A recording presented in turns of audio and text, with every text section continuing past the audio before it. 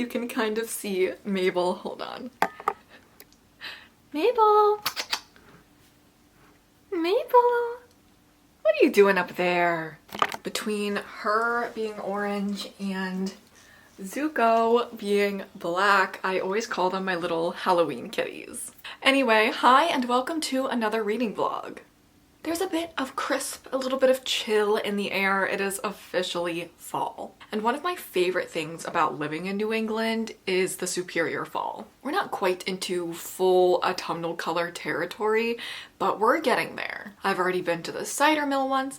I made apple cider donut cookies, and I am so ready to immerse myself in some moody, spooky fall reading. I have quite the lineup for the next week, and I am in such a ravenous reading mood. So without further ado, let's chat the books I'm planning on reading. They are all either spooky or mysterious or witchy or all of the above. First up is The Bewitching by Silvia Moreno Garcia. I know she wrote Mexican Gothic, which I've heard great things about, but I've never actually picked it up, and this one just really called to me. It's a new release this year and it's straight up my alley. The Bewitching is set during two different time periods in Massachusetts and of course is about witches. We have Minerva in the 90s and she is attending the same school as this novelist that she's obsessed with. This fictional author wrote a book called The Vanishing, which Minerva soon learns might have been based on a true story. Perhaps the dark force that was haunting this author is also now haunting her. There's also some connection to the witchy stories Minerva's great-grandmother told her as a child. These disturbing events also echo the stories Nana Alba told her about her girlhood in 1900s Mexico, where she had a terrifying encounter with a witch. Minerva suspects that the same shadow that darkened the lives of her great-grandmother and Beatrice Tremblay is now threatening her own in 1990s Massachusetts. Listen, I'm a basic girl. I see witches and I'm in. I did start this one during my lunch break today at work and I'm 27 pages through. Also, by the way, this is my new bookmark. It is a little metal Pemberley from Pride and Prejudice. I got it at Barnes & Noble and I just think this is so cute. I've never seen or owned a bookmark like this before. So yeah, that is book number one. I also have an ebook checked out on Libby. This is called, I don't know if it's pronounced Diavola, but that's how I'm gonna say it. On Goodreads it says, Diavola is a sharp twist on the classic haunted house story. We follow our main character Anna as she joins her family on vacation in this villa in Italy. Sounds glorious and idyllic, but yeah, it's haunted. Now, one thing about me, I love horror. Books, movies, shows, all of it. I always have, even as a little girl watching Goosebumps and Scooby-Doo. But my favorite horror trope will always be the haunted house. Or like anything with ghosts. I've heard pretty good things about this. A lot of people on Book Talk recommend it, so I'm crossing my fingers and hoping for the best. And last but not least, I have one that I haven't heard anyone talking about. I just saw it at the library and I thought it sounded really interesting. This is the Spirit Collection of Thorn Hall by J. Ann Thomas. This is actually, I believe, a YA book, and it's set during, I don't know, maybe the 1800s? At Thorn Hall, a grand estate nestled in the Berkshires, 15 restless spirits roam, bound within the mansion's walls since the Gilded Age. Elegy Thorne bears the weight of her family's curse to preserve the mansion as it was in the 1890s, using ancient folk songs to keep the spirits secret and silent in order to avoid deadly consequences. Okay, so I believe it's actually set during current times, but in an old manor house, which again, classic, love it. And it's literally compared to Jane Eyre, The Haunting of Bly Manor, and Starling House. Now, ashamedly, I've never actually read Jane Eyre, but I think I would like the vibes. I love The Haunting of Bly Manor, and I really enjoyed Starling House by Alex E. Harrow last year. Again, I love a sentient haunted house, so I've got two horror and one, I don't know if this is horror or just fantasy with like spooky witches.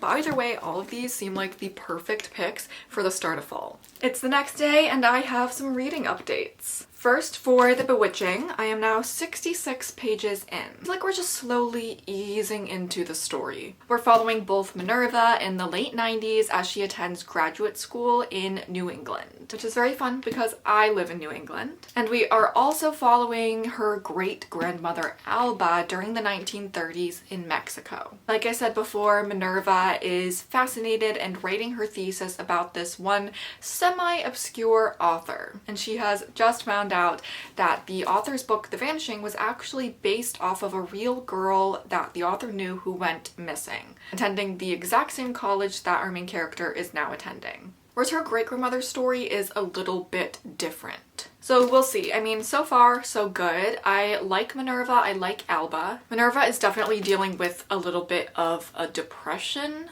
which is making it difficult not only to interact with people, but to be productive and work on her thesis. But she's just gotten access to the author's old journals and this old, like, unpublished manuscript of hers. So I feel like everything is about to start getting spooky. Now, as for Diavola, everything was spooky basically from the beginning. The second our main character Anna arrives at this Italian villa, it's creepy.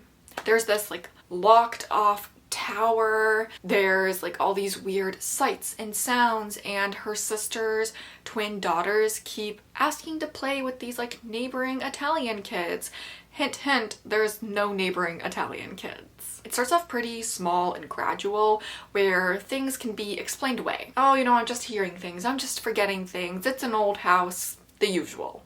But it very quickly ramps up. Honestly, you could not have paid me to stay in this place. Especially because there are like flies and mosquitoes and mold and rot infiltrating the place the longer they stay. But this book isn't only about the creepy villa and all the ghosts that fill it, it's also about this highly dysfunctional family. I like our main character Anna, she's not perfect, but I feel so bad for her because she's just the brunt of every joke, blamed for everything, the total black sheep of the family.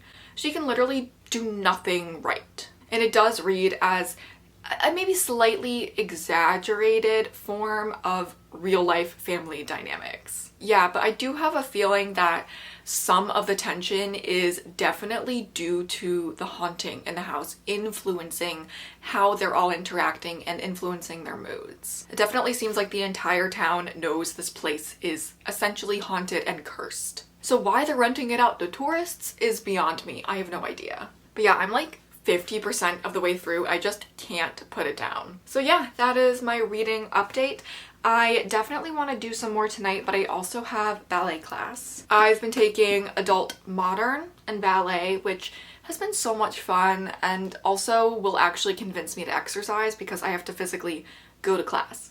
And it is an artistic form of expression, you know, it's not just lifting weights, which is great if you enjoy that. I just get really bored. So I have that, and I desperately need to watch the new and last episode of The Summer I Turned Pretty. Literally today is the day it came out, and I need to drop everything and watch that before I even continue reading these books.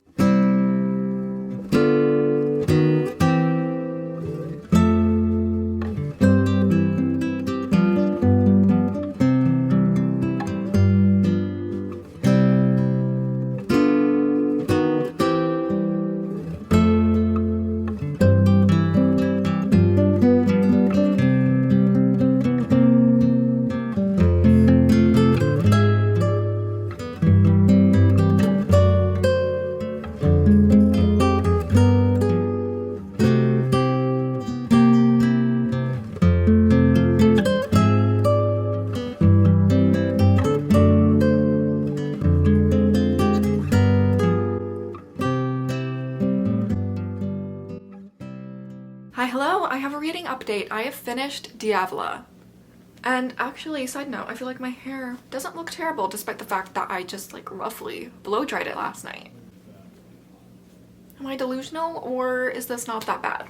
Anyway, Diavola, this is why we are all here. I ended up really enjoying it. It's not a perfect book, but it's a solid haunted house novel, a good spooky read for fall. If you're looking for something in the horror genre, I would recommend it. It's not my favorite. It didn't particularly wow me, but the horror aspect and the scares I thought were a lot of fun. There was some newer stuff that I haven't really seen before, but also just some good classic haunting scenes. And I've already talked about how this book also centers a toxic, dysfunctional family. I could see this really getting on people's nerves because it is so frustrating. But people genuinely have families like this. I saw some reviews where they were also annoyed by the main character. Personally, I really liked our main character. I think some people wouldn't get along with her sort of like, I don't give a fuck attitude, but that is what made her endearing. It's definitely something that grated on her family, and I think people wanted her to sort of push back against them more and stand up for herself more, but I think you really have to realize that standing up for yourself against those kind of people it doesn't get you anywhere. If you say anything or actually react to their terrible behavior, then, you know, they're gonna use that as ammo against you. And at this point in the book, our main character is just so, I think, beaten down and used to it. And personally, I was very satisfied with not only the way the sort of like haunted house story wrapped up, but also with her family and that dynamic. And like I said, I kind of enjoyed her don't give a fuck attitude, especially when it came to the ghosts. And I will say I did find the ending pretty satisfying for me, especially because I love horror, but I find that a lot of books and movies struggle to stick a landing, or they just love leaving everything open-ended, which works sometimes, but I think they think it works more often than it actually does. There is a stretch in the second half of the book that takes place in New York. I enjoyed it. I see why it's necessary for the plot and the character arc, but I do think it was dragged on just a little bit longer than it needed to be. Yeah, I would give it maybe a solid 4 stars, maybe 3.75. If you're looking for a good spooky book, pick it up. Now I'm going to finish The Bewitching. I actually have her up here. I'm 50-ish% of the way through this book right now, and I'm really enjoying it. I feel like this is a rare instance where all 3 characters or 3 perspectives are equally interesting for me. There isn't a single one where I get to that chapter and just sigh and roll my eyes and hope to get back to a different character quickly. Alba's chapters I can find a little bit frustrating, not because I dislike her, but because I do think it's pretty obvious, especially in her chapters, who the witch is. But I do feel like that's intentionally obvious, so we can really understand how massive of a blow this is going to be for her once she, discovers it. Minerva, I think, is a really easy character to root for. She's extremely intelligent and a hard worker. And I just love the scenes of her piecing together what happened to Betty all those decades ago. Plus the setting is so satisfying, so atmospheric, this little sleepy coastal college town. And these are definitely creepy witches. They're not, hocus pocus, funny, cutesy, sexy witches, causing people to disappear, to transform into animals, sucking people's blood. Now, I do love a good, cutesy, fun, cozy witch story, but I also do love when they're actually creepy and horrifying. But yeah, that's where I am. Things are unraveling, definitely ramping up, and I'm excited to see where it goes.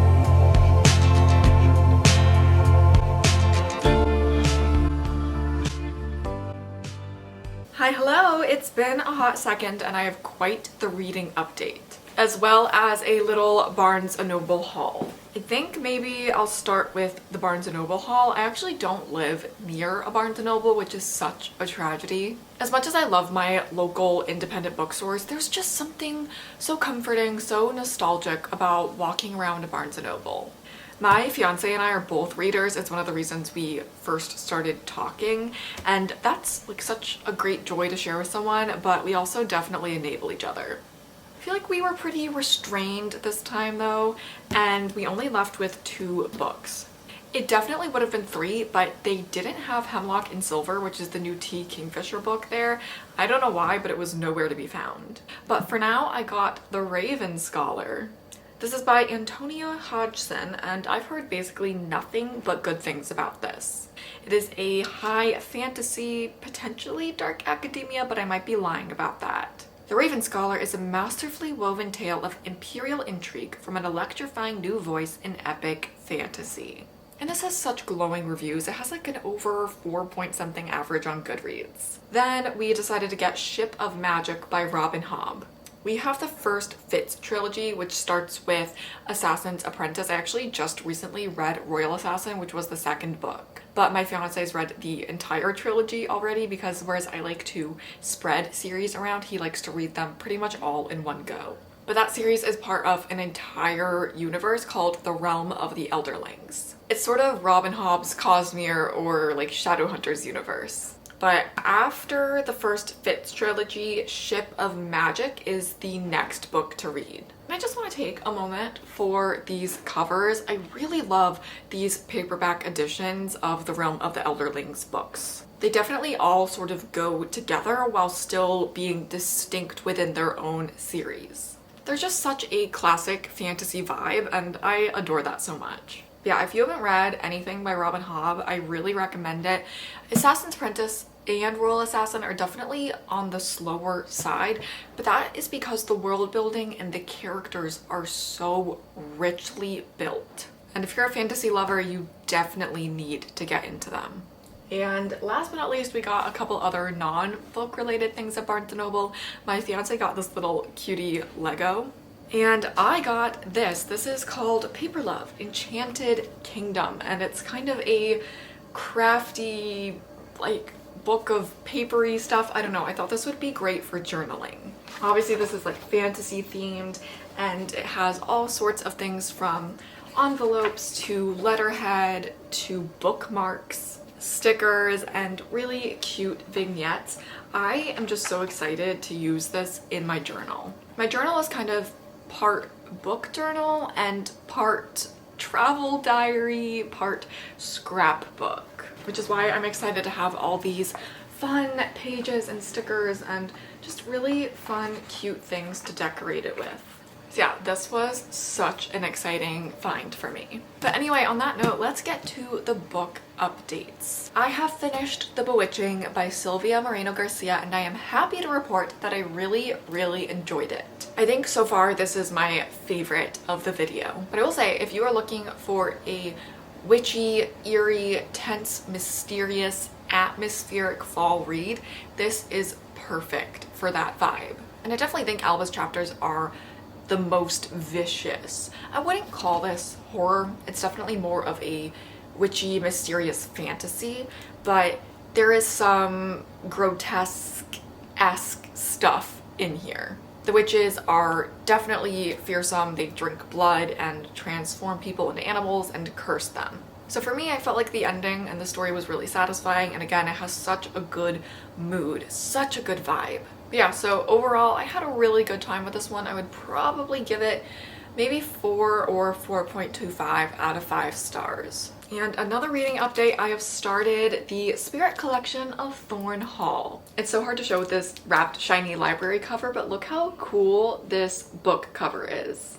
I've really flown through this. I'm already halfway through and I just picked it up. But that's not to say that it's reflective of my enjoyment, because honestly, I'm not loving it. We follow our main character Elegy, and I don't know why. I thought this was YA. I might have said that earlier. It is definitively not YA. Not to say that it's overly graphic or grotesque. I wouldn't say it is at all. But it's just firmly in the adult demographic, you know? Elegy is, I don't know, like mid-20s, and she has lived her entire life in Thorn Manor.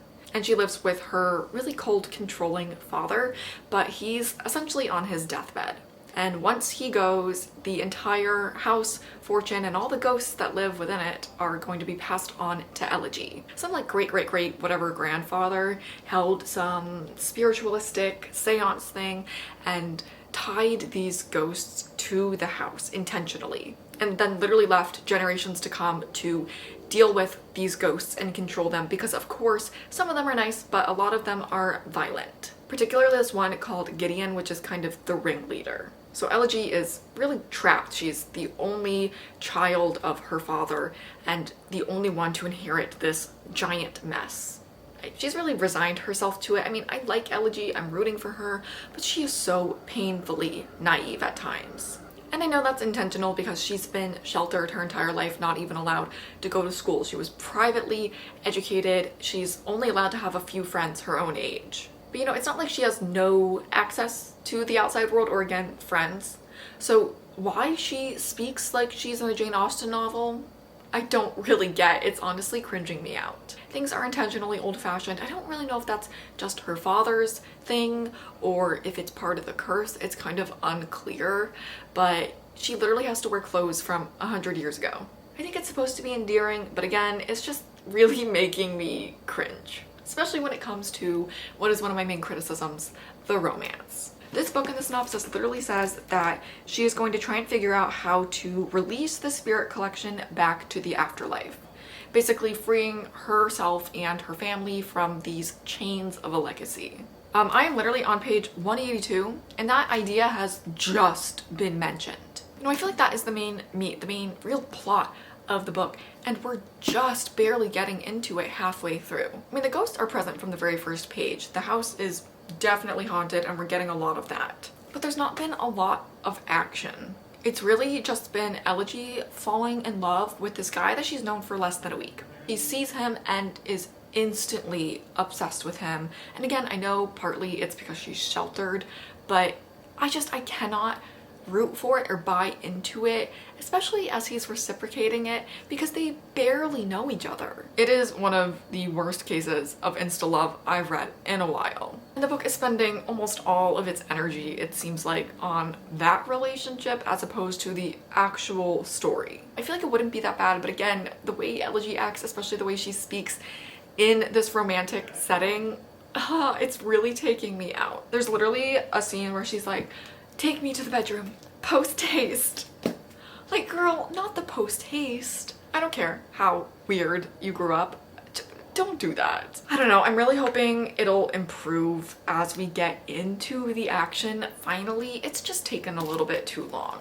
But yeah, I'll let you know. I'm going on a little like mini road trip tomorrow to go to a wedding. So I'll probably bring this with me and finish it in the car and then update when I get back home.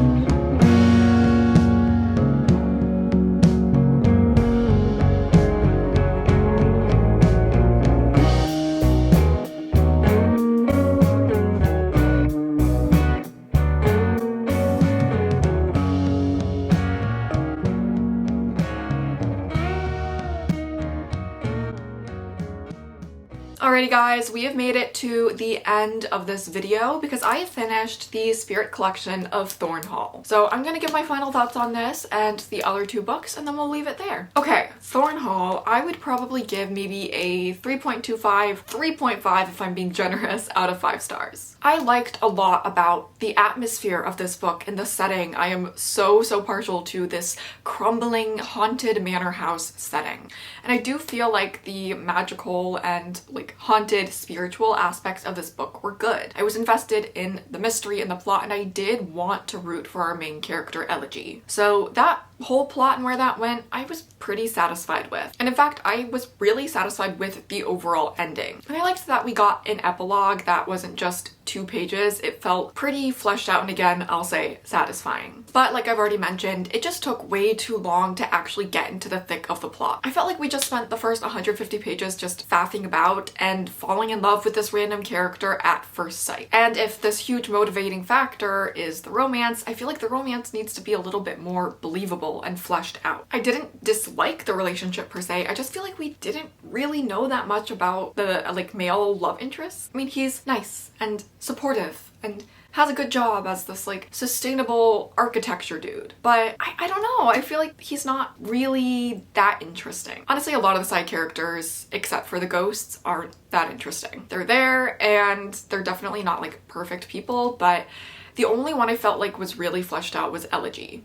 And as much as I liked her, come on, she's really sheltered, so she's pretty boring. So yeah, that really sort of dampened my enjoyment of the book. But like I said, I really enjoyed the atmosphere and all of the ghostly happenings. But yeah, that was the Spirit collection of Thornhall. I think my favorite of this video was definitely The Bewitching. That again just has such good ambiance and atmosphere, and I haven't read a witchy book like that in a while. Diavolo was also pretty enjoyable and I definitely think it's memorable, but yeah, like I said before, I definitely had some issues with that one. But overall, I feel like I had a really good time and those were some great books to read this fall. Very spooky, very eerie, exactly the kind of mood I'm in right now. So yeah, there we have it. I'm gonna leave it there. I hope everyone has a really great fall. I am so happy to finally be in this season. And I'm only just starting my fall TBR.